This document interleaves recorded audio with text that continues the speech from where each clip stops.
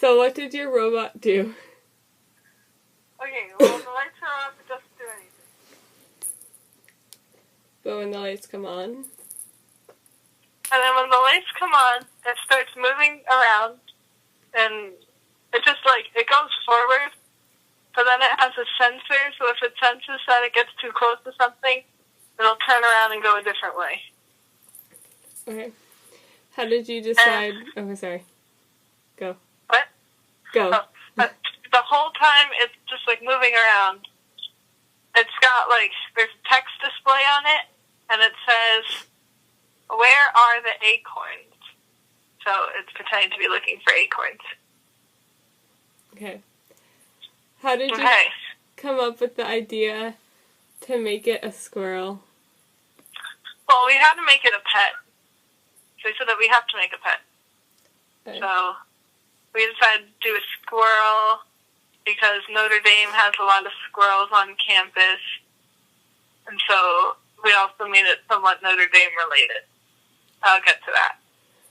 So it moves around, but then if you clap for it, so if it hears a really loud noise, it'll start playing hide and seek.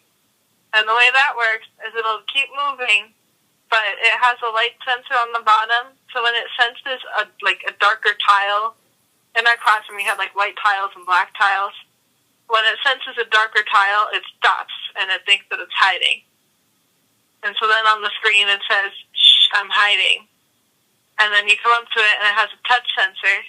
If you press the button, then it says, "You found me." And then it says, "Do you want to play again?" And you could say yes or no. If you say yes, you pick it up and put it on a white tile, and then it keeps going until it finds a black tile. Same thing.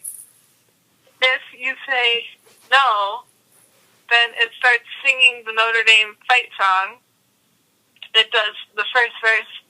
As it's playing the music, its tail moves up and down like it's wagging its tail. Okay? Okay. And then if you, sorry, this one's outside. Then at the end of the first verse of the fight song, if you clap for it, it'll do the second verse of the fight song. And the second verse of the fight song, it'll play the song again, and then it'll move side to side and wag its tail. Okay? Yep. But if you don't clap for it after the first verse of the fight song, it'll go back to the state where it looks for acorns, and it just moves around and does nothing until you interact with it. At the end of the second verse of the fight song,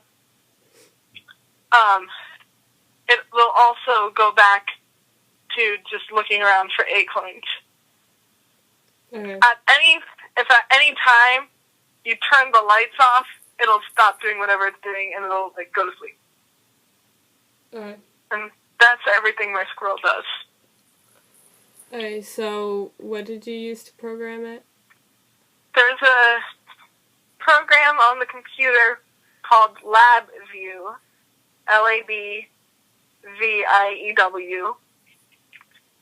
and that was you can drag icons that correspond to different things that it can do, and you wire them all together to create a program.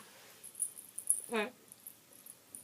So some of the basic icons were move the motor, which means you turn the motor on so it'll go forward, or brake motor so that it will stop. We used sound files for the song.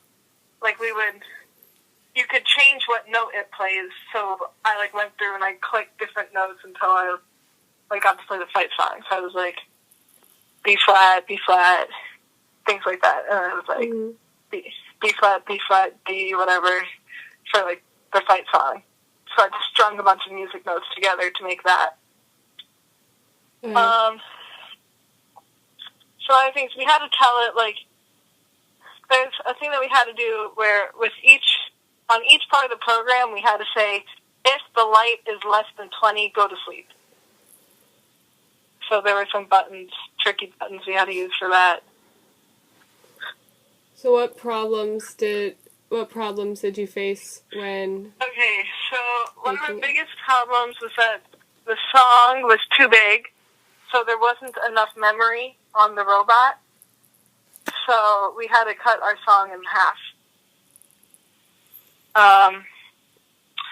Another problem we had was sometimes it like wouldn't do the right thing. So like at the end of the fight song, verse 1, if we were clapping for it, it wouldn't go into the second verse. It would just like, it didn't recognize our sound.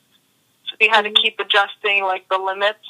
So instead of like if sound is greater than 90, we had to move it down to like if sound is greater than 80, then go into the next verse. Mm-hmm.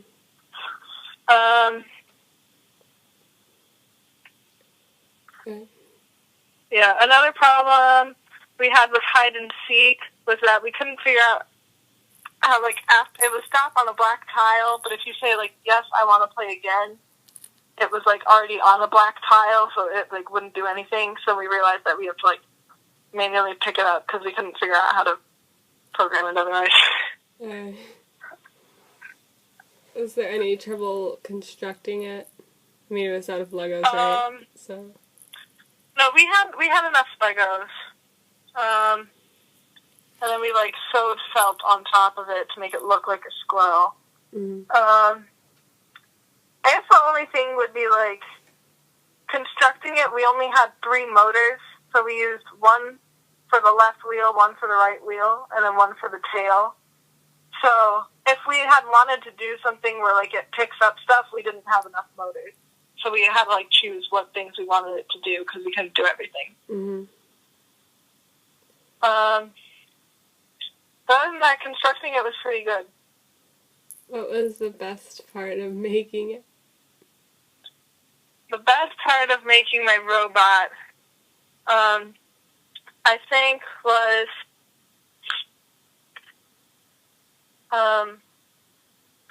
it was very stressful leading up to the end because, like, there was no instructions that we were following, so we were, like, trying to figure it out on our own.